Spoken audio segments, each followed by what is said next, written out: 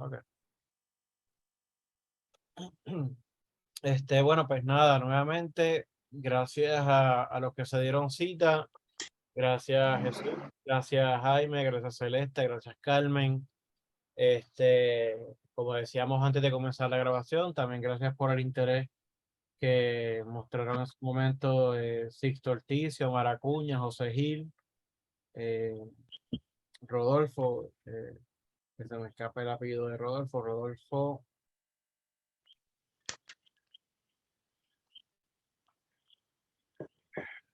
Santiago. Y otros, ¿no? Que siempre muestran interés por estos espacios, que además de que tratan sobre temas particulares, nunca está de más, qué sé yo, tener un espacio para compartir de vez en cuando, porque uno siempre dice, vamos a llamarnos, vamos a vernos, pero no, ¿verdad? Muchas veces la vida nos pasa en el día a día y como que a veces no lo logramos darle todo. Pues miren, este es el segundo seminario que se está ofreciendo formalmente bajo, eh, bajo la égida del llamado Centro para el Estudio de la Democracia. El primero de ellos, pues, que todos ustedes formaron parte, pues el primero de ellos fue entre febrero a abril de principios de este año, del 2022, y pues giró en torno a la teoría política de Antonio Gramsci, particularmente, ¿verdad? Con un mayor énfasis en su obra que emana de los cuadernos de la cárcel. ¿Verdad? Y digamos que como Gramsci es un pensador de estos, ¿verdad? Un pensador al cual yo le he dedicado pues gran parte de mi vida adulta al estudio de su pensamiento y demás. Pues no me sorprendería, o no les debería sorprender, y a mí no me sorprendería querer volver a dar otro seminario sobre Gramsci. Es que estos días estaba repasando o leyendo unas lecturas, para un curso graduado que voy a ofrecer en el Centro de Estudios Avanzados, de Puerto Rico y el Caribe, para el programa de Relaciones Internacionales, que yo tengo una maestría nueva, o sea, nueva, digamos, de hace 2, 3 años. Y voy a ofrecer un curso sobre organizaciones internacionales y estaba leyendo unos textos que tratan de unos estudiosos de relaciones internacionales que tratan de extrapolar las teorías gramscianas y los conceptos gramscianos y aplicarlos a nivel de la política internacional. Y nada, como que me volvió a dar interés en como que, pues, ¿por qué no doy otro más de Gramsci? Pero nada. Estamos en que versa sobre la democracia, ¿verdad? El título formal que yo le di a este seminario es, ¿verdad? Usa la palabra en el griego antiguo, democracia, ¿no? Democracia, una perspectiva histórico-crítica. Y es la segunda vez ¿verdad? Sí, es la segunda vez que ofrezco un curso o seminario eh, so- más o menos sobre este tema. Es decir, hace como 5, 6, 7 años atrás, tuve la oportunidad en el programa de estudios de honor en el recinto de Río Piedra de la UPI, de ofrecer un seminario de tema libre, pero lo nombré de la misma manera, ¿no? Y pretendía hacer, ¿verdad? Y voy a repasar con ustedes por encima el sílabo que les compartí hace unos días. Y pretendía hacer en ese momento, y lo que pretende hacer ahora también, una especie de recorrido amplio, panorámico, pero no por eso, ¿verdad? Sin el debido rigor mínimo, ¿no? Un recorrido amplio y panorámico de la fortuna o falta de la democracia a través del tiempo. Ahora te escucho y te veo, Jesús. Perfecto. De la democracia, así que déjame tomar otra foto. De la democracia a través del tiempo, desde, digamos, sus inicios o vamos, de la óptica de Occidente, desde sus inicios a finales del siglo VI antes de nuestra era, en la Grecia antigua, particularmente en la ciudad-estado de Atenas, hasta nuestros días. De hecho, no me no sorprendería cuando repasemos el sílabo que tal vez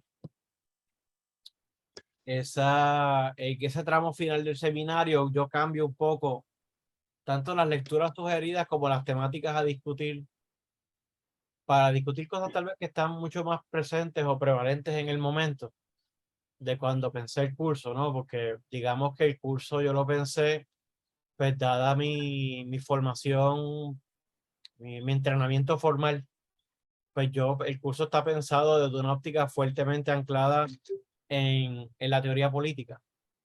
Pues, dado porque esa es mi formación. Pero quiero tal vez darle un giro distinto en ese tramo final.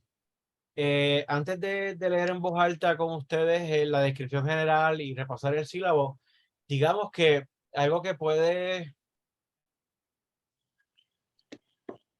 podría parecer obvio, pero es importante, creo yo, explicitarlo, que, la razón por la cual yo opté por tratar de reclutar colegas, compañeros, ¿verdad? Como ustedes, a que se animaran a reunirse conmigo semanalmente para pensar y hablar sobre la democracia, pues parte de una inquietud y de una preocupación ético-política propia y que seguramente de alguna manera ustedes también comparten. Dicho de otra manera, planteé tener un seminario sobre la democracia, pues porque llevo mucho tiempo pues, preocupado por el estado crítico de la democracia realmente existente. Si es que se le puede llamar democracia al estado de situación en los cuales se encuentran aquellos países que suponen vivir en sistemas políticos o en ordenamientos democráticos. O sea que la inspiración o la motivación detrás de proponer un seminario sobre la democracia es que me preocupa la democracia. ¿Verdad? Y me preocupa la democracia y también algo que muchas veces pienso, que es que a pesar de lo que a veces pues cacarean policymakers, jefes de Estado, funcionarios públicos electos y no electos, intelectuales orgánicos de los medios mainstream, informáticos y demás,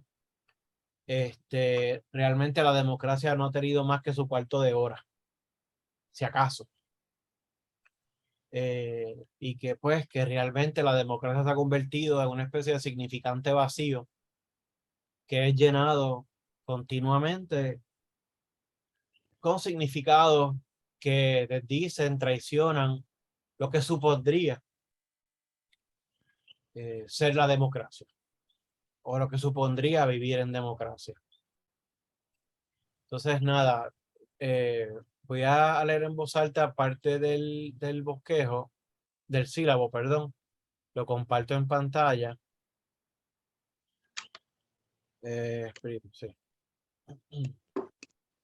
Estoy compartiendo en pantalla el sílabo, ¿verdad? Y dice así, ¿no? El Centro para el Estudio de la Democracia, Seminario de Democracia, una perspectiva histórico-crítica. Y la descripción general, pues lee como sigue. En este seminario se dará un recorrido, y todo esto es tentativo, ¿no? Todo esto habrá que ponerlo a prueba durante lo que corra las 8, 9, 10 semanas que tome el seminario. En este seminario se dará un recorrido comprensivo, perdón, sobre la fortuna o falta de la democracia a través de la historia.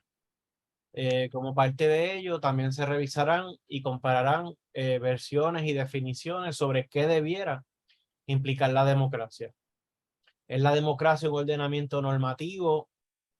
Es decir, un conjunto de reglas, ¿no?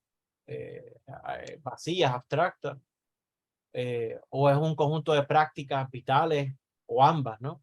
¿Es la democracia un asunto sustantivo o un asunto de grados, de gradaciones? ¿Cómo se ha articulado históricamente la democracia con otros arreglos políticos y o económicos?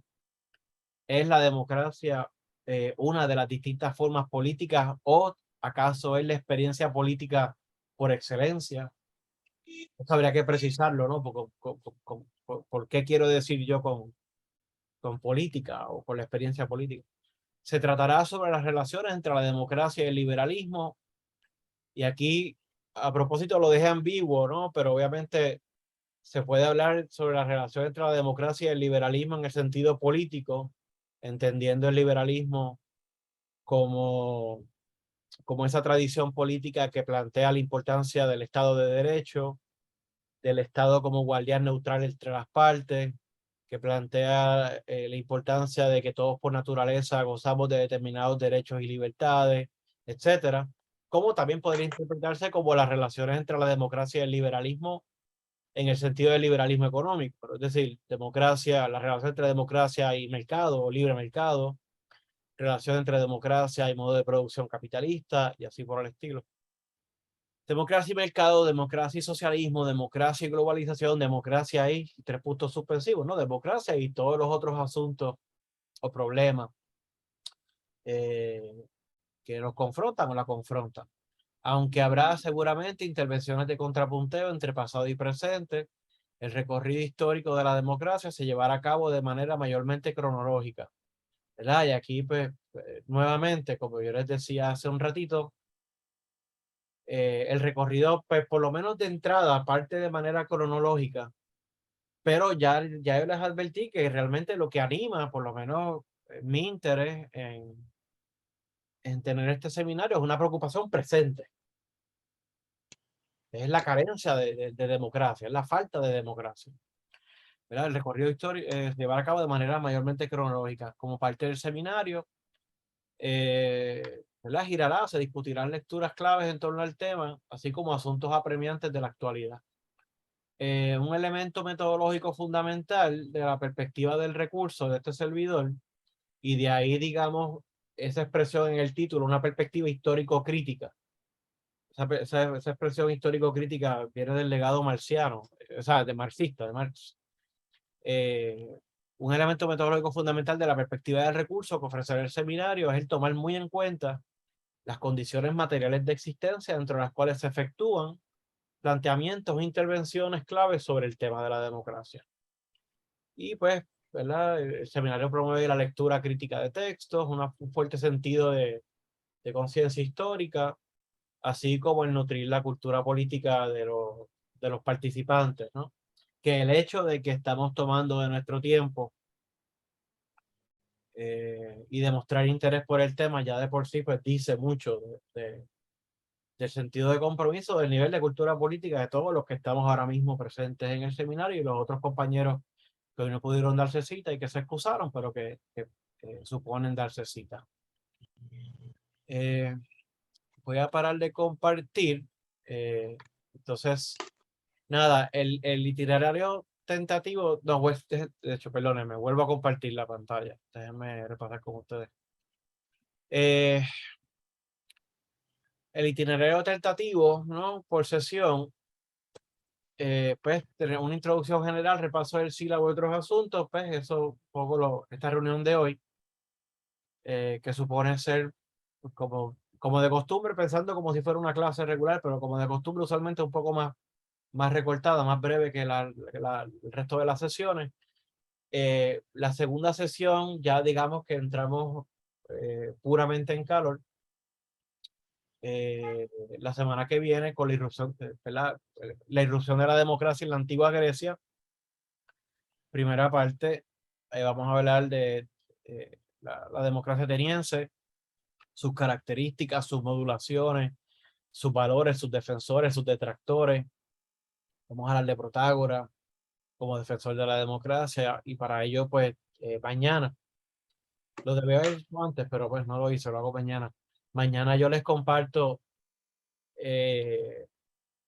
versión digitalizada del diálogo del Protágoras de Platón, Y en PDF también un excelente ensayo que no encontré traducción al español y debería existir en español porque es excelente, de Josiah Over, que es un gran estudioso, un clasicista, no sé, no estoy seguro si es clasicista o una mezcla de historiador que es especialista en la antigüedad, pero es un gran conocedor de la antigüedad griega.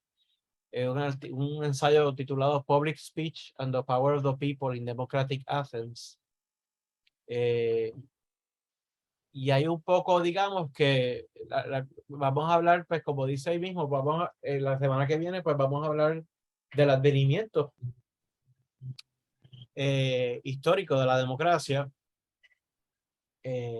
cuáles fueron sus implicaciones, cuáles son sus características, cuáles fueron sus virtudes, cuáles son algunas de las críticas según algunos de sus detractores, cuán justas son o no algunas de las críticas clásicas que se le hacen a la democracia de los antiguos. Y pues ver cómo arroja luz, digamos, la lectura de Josiah Over sobre esta experiencia democrática original. Y el diálogo del Protágoras en Platón realmente es por darles una muestra, ¿no? De alguien un gran pensador de la época,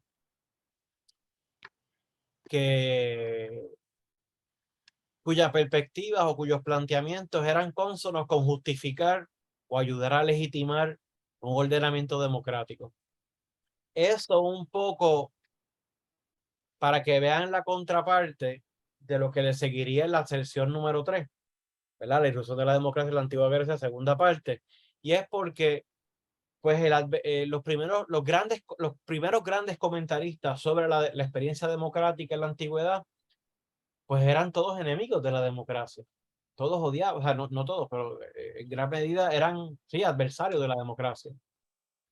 Lo que es Sócrates es fronterizo, pero sí, ciertamente, Platón, Aristóteles, es decir, estos fundadores, ¿no? del pensamiento occidental,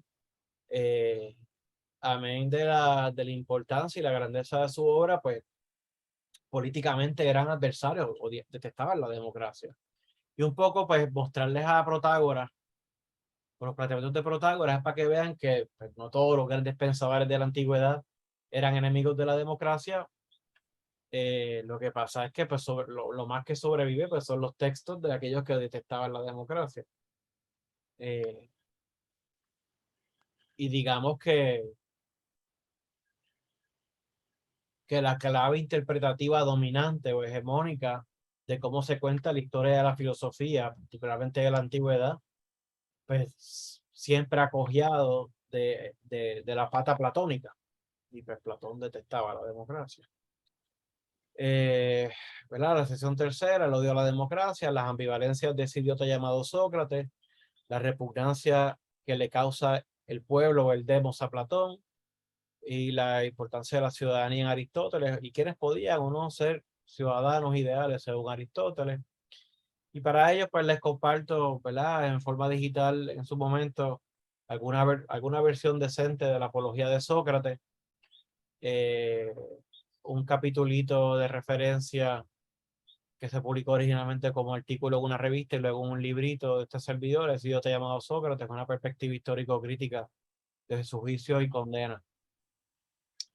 De ahí brincamos un montón de siglos de historia, porque vamos a brincar prácticamente del siglo IV antes de nuestra era, el siglo XVI.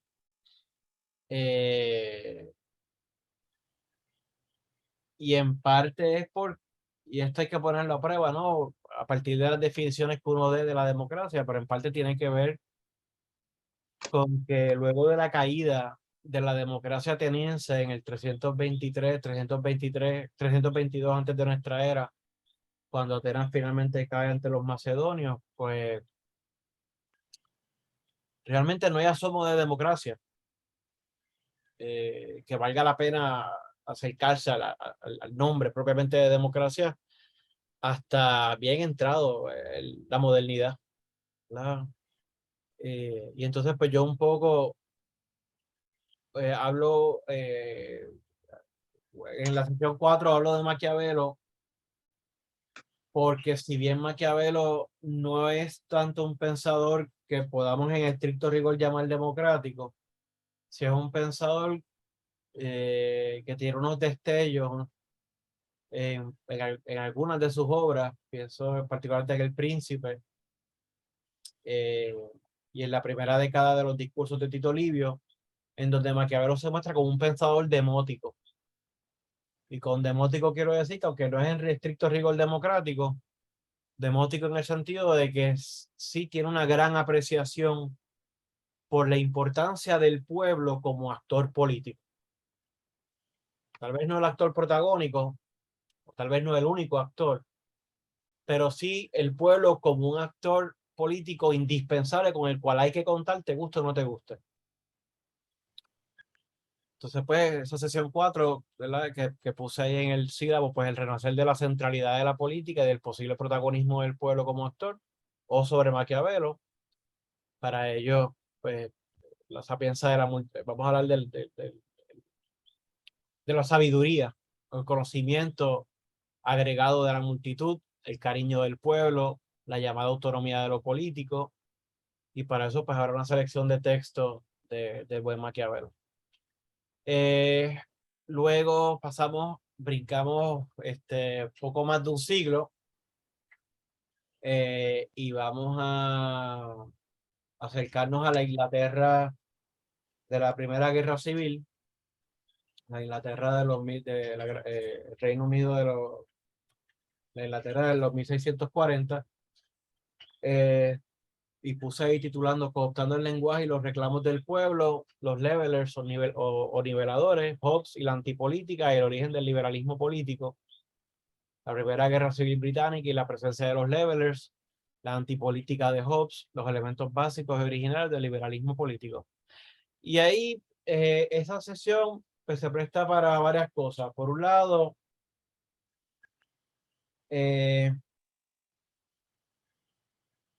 para ver el potencial miedo que siempre trae el posible resurgir del pueblo como actor.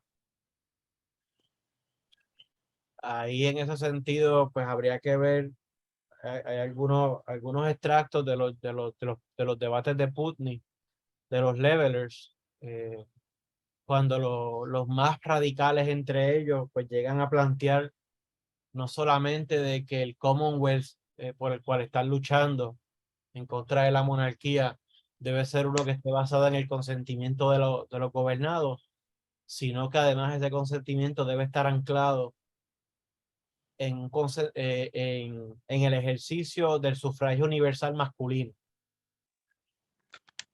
Bueno, no es sufragio universal, pero decir el sufragio universal masculino dentro del contexto de la época es un gran reclamo de mucho importe democrático. Y lo interesante de pensadores o de grandes pensadores como Hobbes es que un poco se apropian de ese lenguaje que ya va surgiendo de, de que todos somos iguales, todos por naturaleza somos iguales y somos libres. Y como Hobbes, pues, y Hobbes no solamente, pero pues, vamos a usar a Hobbes como ejemplo, como Hobbes se apodera un poco de ese lenguaje de inspiración, digamos, igualitaria y libertaria, pero se apropia de eso, pero para proponer a partir de ello un régimen o una alternativa que más que política es antipolítica. La propuesta de un sistema que pretende apabullar, ataponar cualquier posibilidad de subjetividad activa popular. Y también hablar de una vez pues, de los orígenes del liberalismo político en la segunda mitad del siglo XVII, con John Locke y demás. Y ahí pues les compartiré una selección de los debates de Putney, de los levelers, alguna selección de 2 o 3 capítulos del Leviatán de Hobbes, y alguno que otro capítulo del segundo tratado de gobierno de John Locke.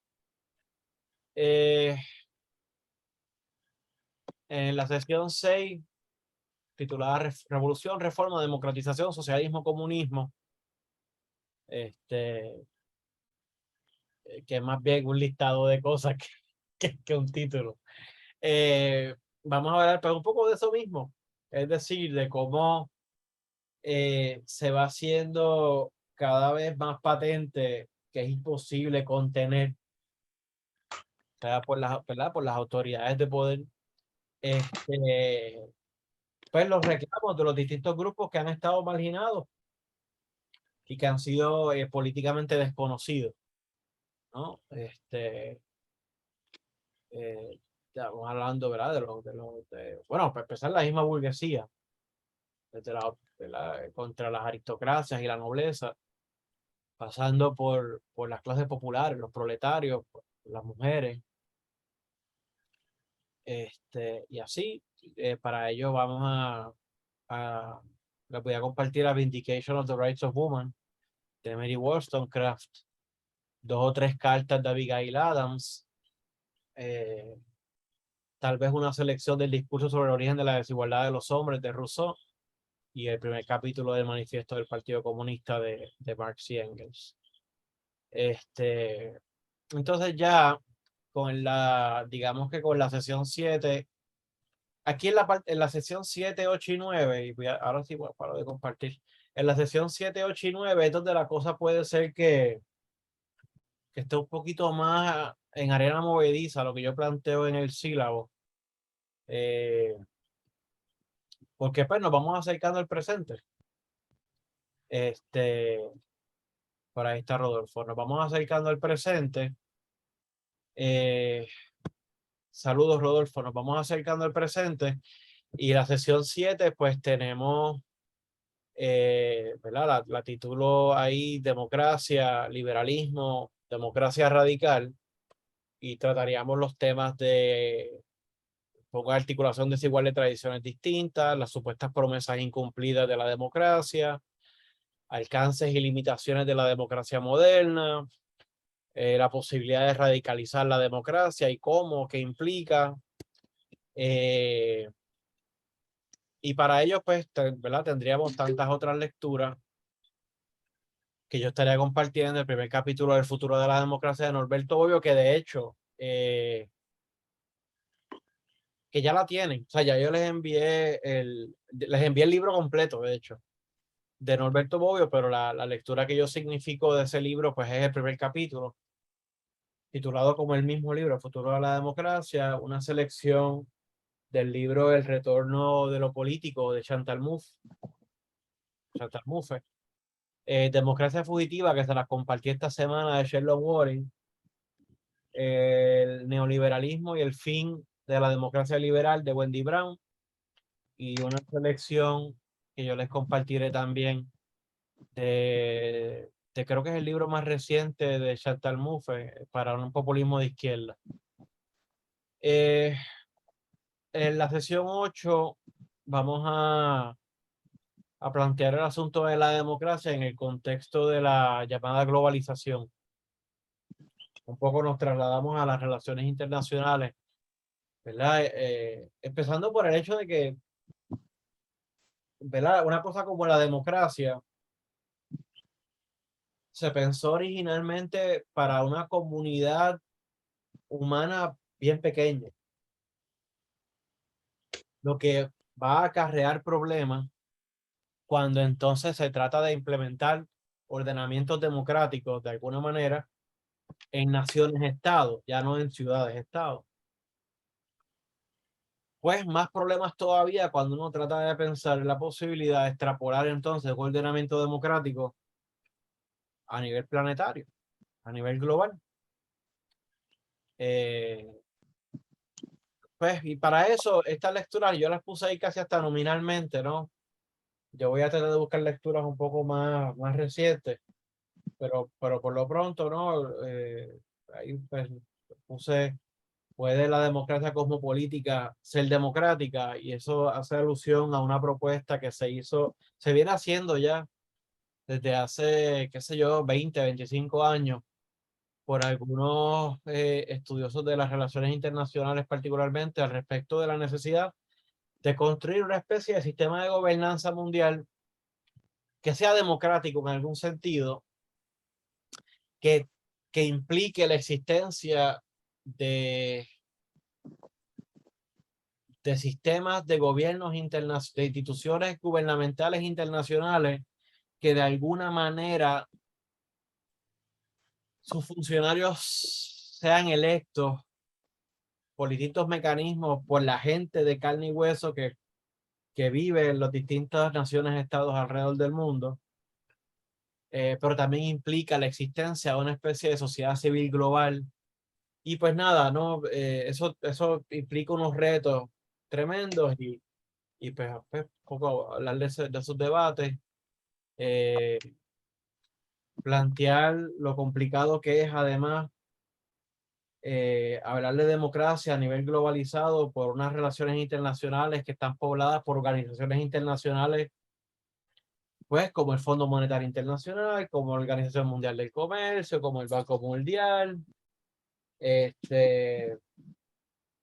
pues que son instituciones cuyos funcionamientos internos no son democráticos, que reproducen la jerarquía de poder político, económico y militar de los distintos países alrededor del mundo, y que muchas veces han impactado e impactan de continuo aún el funcionamiento de las democracias realmente existentes alrededor del mundo.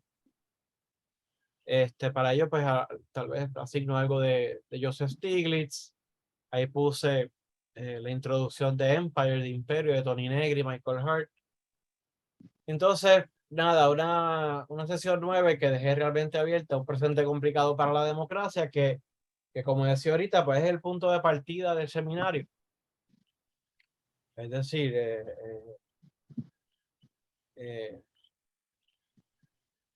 un poco, ¿verdad? Como, para decirlo de una manera aún distinta de como lo decía ahorita al principio, el seminario, o sea, la razón por la cual versa o gira en torno a la democracia es porque parte de la sospecha de que no existe la democracia, o de que si existe la democracia, existe con un déficit terrible de sí misma. Entonces, pues es un presente complicado para la democracia. Y pues ver cosas que están pasando a nivel local, a nivel internacional, que hacen que el panorama pues sea más complicado y que nos lleva a nosotros a tener el interés de pensar, a seguir pensando de manera detenida sobre la democracia. Eso en términos generales, ¿no? Pues el sílabo que yo les compartí. Vamos a hablar más de cuestiones definicionales la semana que viene, pero digamos que yo empecé compartiéndoles a ustedes o adelantándoles a ustedes, por un lado, la lectura de Sherlock Walling, Democracia Fugitiva, y la lectura del Futuro de la Democracia de Norberto Bobbio, para que de entrada vieran, no son las únicas dos, pero para que vieran dos versiones bien distintas de cómo entender la democracia, ¿verdad? Por un lado, en el caso de Norberto Bobbio, en el Futuro de la Democracia, una definición o un entendimiento de la democracia como un conjunto de reglas de juego. Es decir, como un conjunto de procedimientos y reglas de juego que permiten que un gran número de personas, directa o indirectamente, participen en la confección de decisiones que impactan su vida en comunidad. Pero es una definición que no es sustantiva, que se refiere más bien a las reglas de juego, que es la expresión famosa o notoria que usa Bobbio. Definición que además, la de Bobbio, quiero decir, el futuro de la democracia, toma por sentado la articulación de la democracia al liberalismo político. Porque es una democracia como conjunto de reglas de juego articulados a la existencia de un Estado de Derecho que pretende velar por los derechos individuales de los ciudadanos. Esa por un lado, y por otro lado, en contraste, una definición de la democracia como la que plantea Sherlock Walling en esa lectura particular, y verdad, y Sherlock Warren, y Bobbio también, pero Sherlock Warren ha tenido, ¿verdad? O sea, maneja, dependiendo del contexto o el momento de su vida, maneja distintas definiciones de democracia, pero a la altura del 94 o 95, cuando escribe este ensayo, cuando publica este ensayo, la definición que plantea o que propone de democracia es una bien sustantiva, en donde la democracia tal vez se acerca mucho al sentido, digamos, etimológico de la expresión democracia, porque la democracia viene a ser ese momento fugitivo, de ahí el título del artículo, ese momento en el cual momentáneamente, ese momento en el cual, o ese instante en donde momentáneamente un grupo de personas, a pesar de su diversidad, se reconocen como iguales y a partir de una causa común tratan de ejercer el poder para hacer valer esa causa común. O sea, que ahí la democracia es vista como una puesta en acción, como una acción, como una acción. Pero si la democracia es entendida como una acción concertada a partir de causa común por un grupo de gente particular que momentáneamente se reconocen como iguales, pues necesariamente la democracia en ese sentido es fugitiva. Es fugitiva porque se constituye y se reconstituye cada vez que sucede esa situación. Y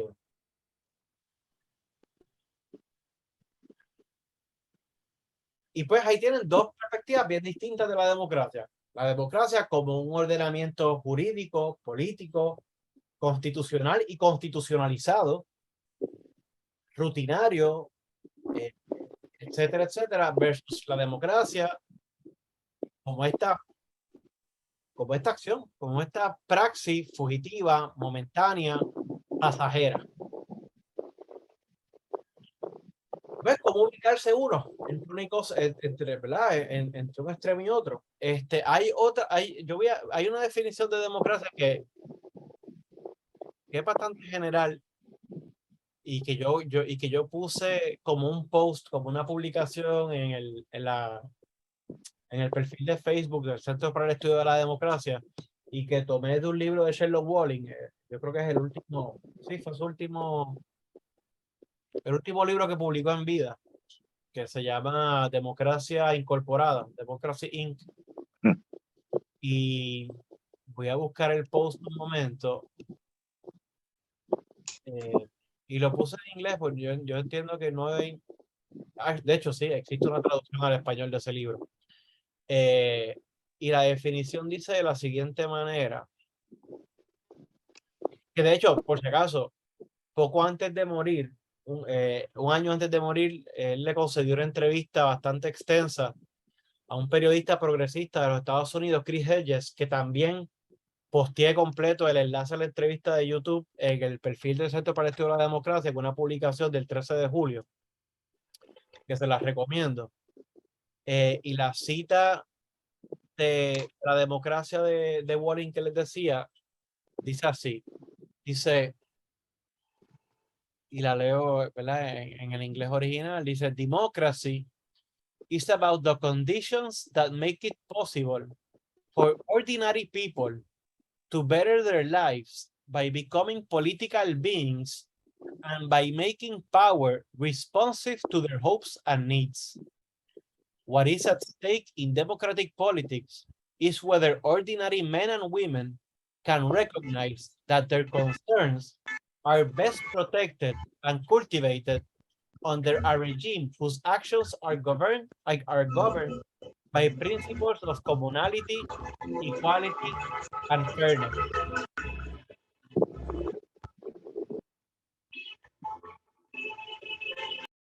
Pues perdone.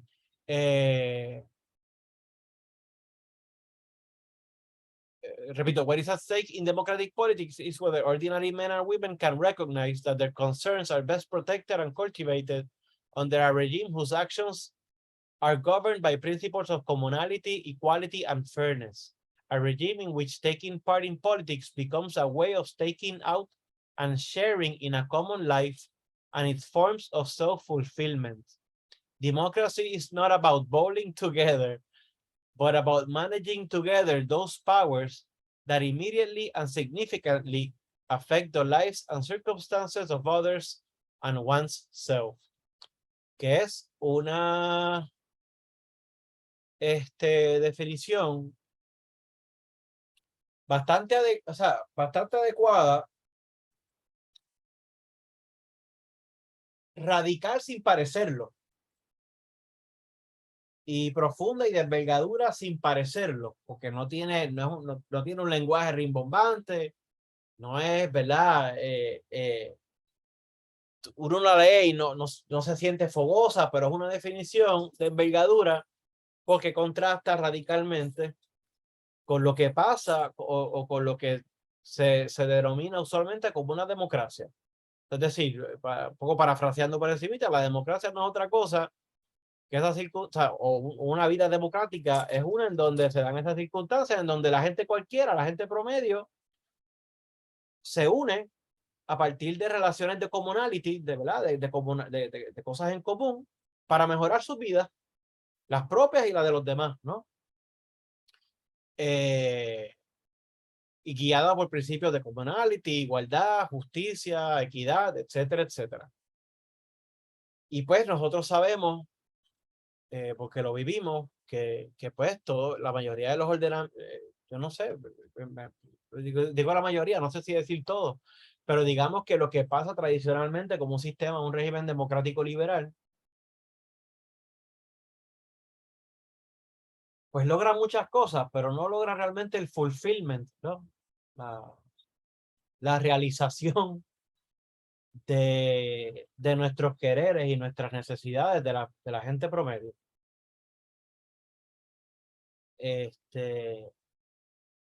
O sea, que la democracia entendida de esa manera no es poca cosa. Y eso es sin añadirle apellido, es decir, sin hablar que si de democracia socialista o de democracia proletaria o de democracia directa o de democracia radical o no, de la democracia, punto, ¿no? O sea, y eso es, y digo, y en sentido etimológico, eso es lo que implica la democracia. Más que un lugar, apunta hacia una acción, un conjunto de acciones. Es decir, si Demos es pueblo y Kratos o Kratein implica poder, en la democracia, en un sentido etimológico, literal, lo que implica es el ejercicio del poder o del mando por parte del pueblo. Y para los griegos antiguos, como para nosotros, la palabra demos, como para nosotros la palabra pueblo, es ambigua. Es ambigua porque, por un lado, se puede referir a la generalidad de la población, al conjunto, pero también alude a la misma vez al pueblo en el sentido de clases populares, sectores menos aventajados.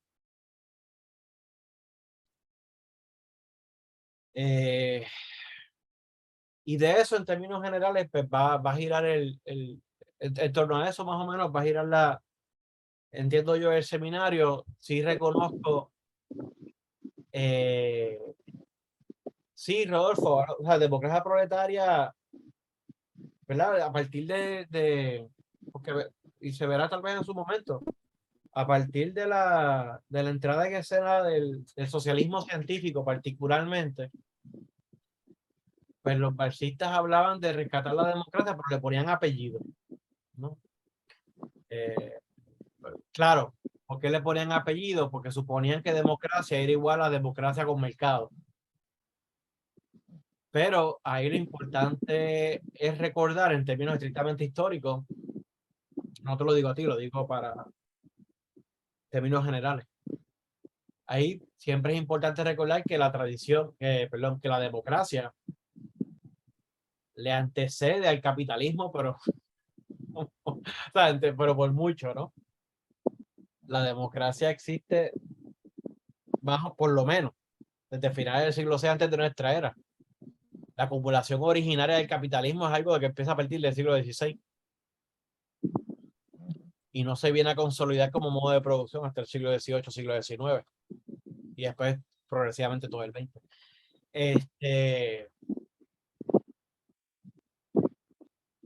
Eso, hacia finales del seminario, pues hay cosas que sé yo, que podemos hablar, ya cosas más puntuales, ¿verdad? Pienso en cosas de current events, ¿verdad? De asuntos que están pasando, como, por ejemplo, en países cercanos a nosotros, en América Latina, a finales de los 90 y principios del siglo XXI, hubo momentáneamente una oleada o un surgimiento de 3 o 4 administraciones de gobierno que se planteaban, al menos de la boca para afuera, de izquierda o de centroizquierda. ¿Verdad? Con éxito, perdón, con desempeños desiguales. Y después como muchos de ellos se revirtieron, ¿no? Pero como por otro lado, de un tiempo a esta parte ha vuelto, parece, lo he visto de afuerita, porque tampoco estoy tan empapado, pero parecería, ¿no? Que ha vuelto un nuevo ciclo de gobiernos nuevamente de izquierda o de centroizquierda en América Latina, ¿no? Pienso en Chile, recientemente ahora en Colombia, obviamente Bolivia, pienso en Argentina. Hace tal vez 2 años atrás hubiese dicho, pienso tal vez en México, pero no me queda claro. Y así por el estilo, ¿no?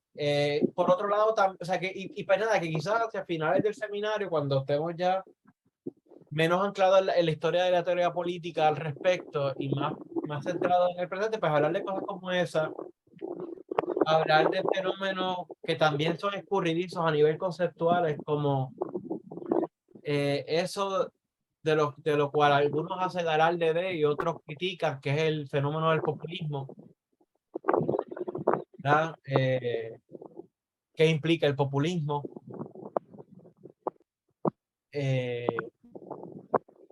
En el sentido en el sentido tanto de definiciones como en el sentido del posible impacto que pueda tener en la política concreta. Para algunos el populismo es una mala palabra. Para algunos el populismo es una especie de interruptor de la democracia, algo que la daña, algo que la fastidia. Para otros no. Para otros el populismo es una radicalización de la democracia. Aún para otros, y yo estoy más o menos por ahí, el populismo simple y llanamente es la lógica de la política por excelencia, en la medida en que todo tipo de política, en última instancia, lo que busca siempre es la construcción de un pueblo, o sea, es decir, la construcción de una voluntad colectiva hacia un lado o para otro. Pero esa es una palabrita que sigue con nosotros, ¿no? Y que se usa mucho incluso a nivel de los medios mainstream de comunicación masiva. Y por ahí va la cosa. Por ahí va la cosa del seminario. Nuevamente, sí reconozco que esta fue particularmente las primeras 2/3 partes o 3/4 partes del seminario está fuertemente cargada de teoría política, pero pues son gajes del oficio, ese es mi entrenamiento formal es en teoría política. Pero sí, como quiera, parte de una preocupación genuina con la falta de vivir una vida de democracia. Y eso, y como de costumbre, como sucedió con el seminario de Gramsci, ¿no? Las lecturas son pues, sugeridas. La gente en la medida en que tenga el tiempo las hace. Y si no, las tienen de referencia para siempre, la cual cuando ustedes quieran. ¿Algún comentario o duda o pregunta antes de irnos por lo menos este servidor, antes de irnos a ver el juego de San Germán contra Bayamón, si es que en efecto las canchas están lo suficientemente secas? Ahora es el momento, si tienen alguna pregunta. Bueno, ¿Perdón? Si más nadie tiene preguntas, yo tengo una. Sí. Bueno, un comentario. Perdona que haya llegado tarde, pero tengo un teléfono nuevo y no me hace el chillido ni me hace el apunte de que tengo un compromiso y se me perdió. Pues, pero aquí estamos. Me interesa mucho el tema. Gracias por tu contribución porque nos hace pensar a todos de un tema tan importante que es eso, la democracia. Los griegos tenían esclavos y era democracia. Solamente participaban en una democracia. Los Estados Unidos, tú conoces, we the people, eran unos cuantos.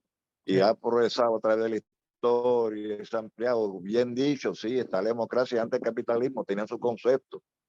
Y yo, pues le pegué oído la democracia proletaria, como dijiste ahorita, que es una democracia que comprende unos derechos fundamentales, vivienda, educación y por el estilo, que no incluye a los aristócratas. No tienen derecho los aristócratas a la democracia proletaria. Los burgueses no tienen derecho, o sea, los que quieren propiedad privada no tienen derecho. Y así definen, ¿no? Los burgueses no querían a los aristócratas sin derecho, los franceses los sacaron para afuera. En España los tienen, pero en Alemania no. En Inglaterra los tienen, en Alemania no, ni en Rusia. Entonces, como que es una definición un poco interesante de cómo a través del tiempo los marxistas han incluido derechos proletarios que no incluyen a los burgueses. Y los critican mucho, que no hay libertad, que hay cosas, que pues tienen su sistemita de representación, van a los barrios, eligen, qué sé yo, y para allá sale un presidente, qué sé yo. Bueno,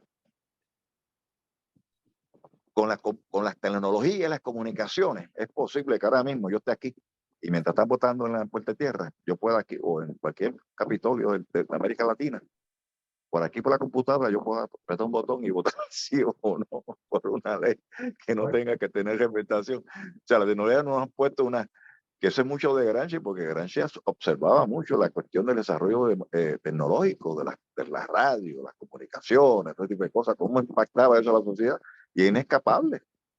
Entonces yo no sé, yo creo que Marx hizo un atisbo, un asomo de una posible democracia futura, pero nos falta un mundo de posibilidades de democracia. Hay que afinar mucho más esa democracia proletaria, inclusive la burguesa, porque hay muchos enigmas tecnológicos que nos permiten a nosotros participar más, votar por leyes en comités, en cosas. You name it, hay miles de posibilidades. Y es bueno, como tú dices, o sea, mientras más el pueblo se pueda representar, los que sean, la mayoría, que casi todos están abajo, están pobres, están descomunicados, sin recursos, mientras más ellos se puedan expresar y pedir, pues mejor, porque así hacemos una mejor cultura, una mejor nación, una mejor sociedad, y nos ayudamos todos. ¿Ves? ¿Ves? ¿Cómo? Pues, qué sé yo. Estoy aquí aprendiendo, gracias por tu oportunidad, tu contribución, plantea unos temas interesantes, nos pone a pensar, a ver, pues, cómo mejoramos en esta sociedad. Gracias. Sí, no, y gracias a ti por los comentarios y parte de preguntas también. O sea, esto es algo que se estará comentando durante estas semanas, ¿no? Lo que dura el seminario. Y digo lo que dura el seminario porque ahí yo puse 9 semanas en el sílabo, pero como no nos debemos a nadie, ¿verdad? Esto es autogestionado por nosotros. Pues dura lo que tenga que durar. O sea, Bueno. pero más allá de lo que digo, tampoco es que va a durar una eternidad, pero aunque es algo que se comentará durante el seminario, digamos que yo entiendo, esto habrá que poner a prueba, pero yo entiendo que la democracia de por sí ya es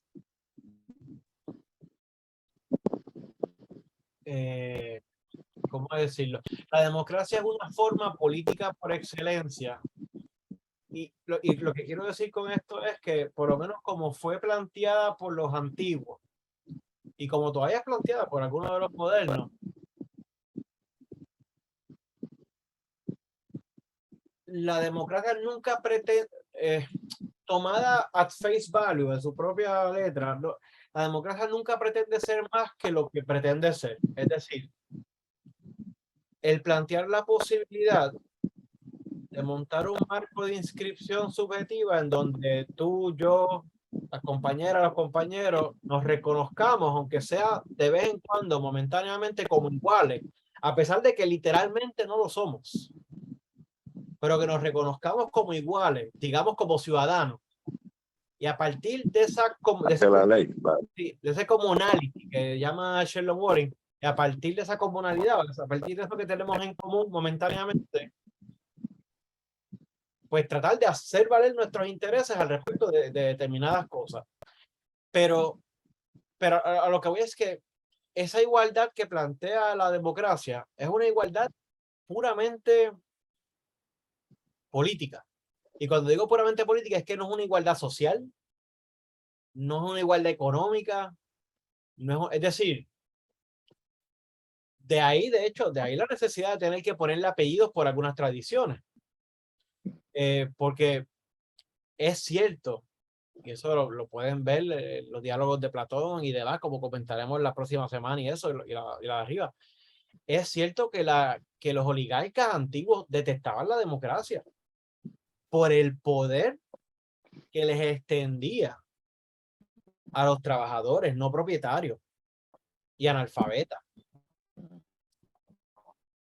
Poder que implicó mayores concesiones y una redistribución tímida e indirecta de cierta riqueza.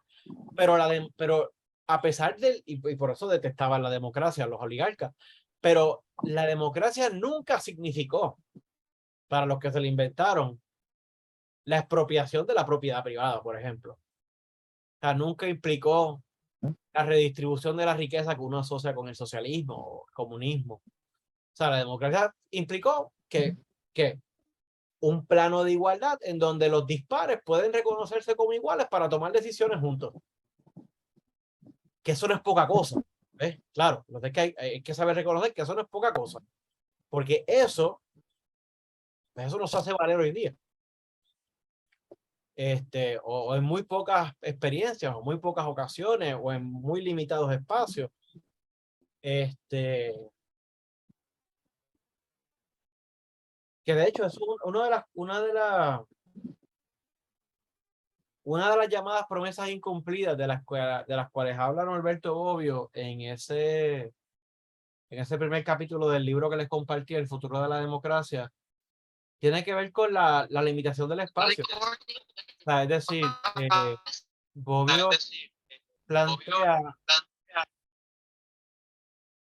que digamos que supuestamente la promesa original de la democracia era de que iba a ser continuamente expansiva. Claro. Y que, sin embargo, se ha mantenido limitada a unas decisiones particulares. Es decir, la democracia no invadió del todo el ámbito laboral. La democracia no invadió del todo el ámbito doméstico. Y así por el estilo, ¿no? Claro, habrá que ver si la democracia realmente suponía hacer eso. Pero pues también eso depende de cómo uno entienda también el proyecto democrático. Eso es lo que vamos a ir viendo. Pero gracias por los comentarios. Manuel. Sí, Jaime, ¿cómo estás? Bien, gracias. Saludos a todos. Mire, dos puntitos. Tú mencionaste el envío de un par de lecturas y la versión del currículo o de la descripción de curso que tengo, te parece que es anterior, así que me puede enviar porque no me ha llegado nada. Pues yo vuelvo y envío el sílabo más reciente por el grupo de Messenger. Tú recibes por ahí los documentos, ¿verdad? Y no. Pero pero en el Messenger de Facebook, ¿tú tienes acceso a él? Sí, acuérdate que yo soy medio Amish, así que me toma un poco de trabajo llegar a... No, pues está bien. No, pues yo lo que hago es que yo como quiera, yo lo que hago es que tú tienes el email tuyo de Gmail, ¿no? Sí, sí. Pues yo te mando eso por Gmail, no hay problema. Mira, y el otro punto era para que lo consideremos para quizás las últimas sesiones un tema que me parece que es importante, que sería, por decirlo así, democracia y cambio climático. Sí. Porque me parece que lo que viene es una crisis no solamente ambiental, sino fundamentalmente de política, ¿no? Y que no estamos ni pensando remotamente en las posibilidades y en las amenazas políticas que constituye pues, la crisis. Pienso, si hablamos de Puerto Rico, Sí. de los pequeños espacios democráticos que se han dado en la lucha, la mayoría me parece que se han dado en la lucha ambiental. Sí. Sí, Así sí. que me gustaría que en un momento se puede por lo menos dialogar un poco sobre el tema de democracia y la crisis ambiental. No, de acuerdo. Sí, sí, no, de acuerdo. Y no solamente dialogar al respecto, o sea, podemos, más allá de las experiencias que podamos compartir nosotros, la verdad, que estemos reunidos y o comentar sobre los acontecimientos o que estén ocurriendo o que han ocurrido. También podemos pedirle a, digamos, a Elizabeth, que yo hablo con ella cada rato,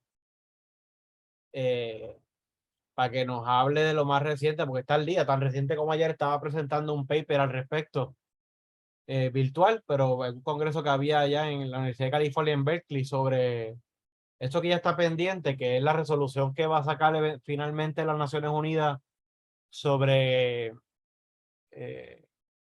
los problemas que acarrea la minería subacuática.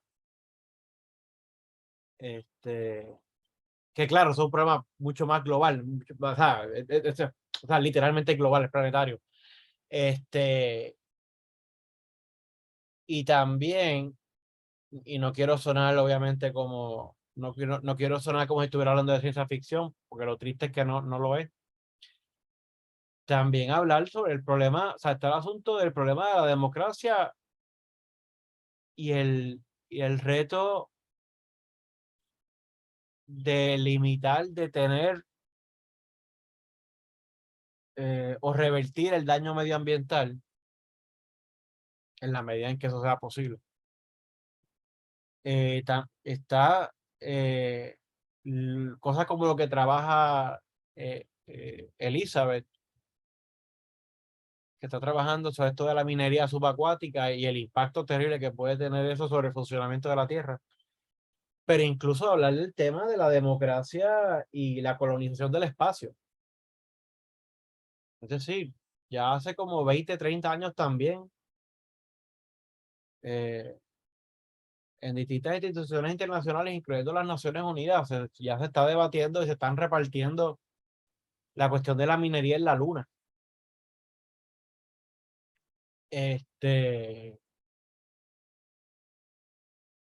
Y la posibilidad de proyectos también colonizadores y de minería en Marte. Y como poco a poco ya se están hasta distribuyendo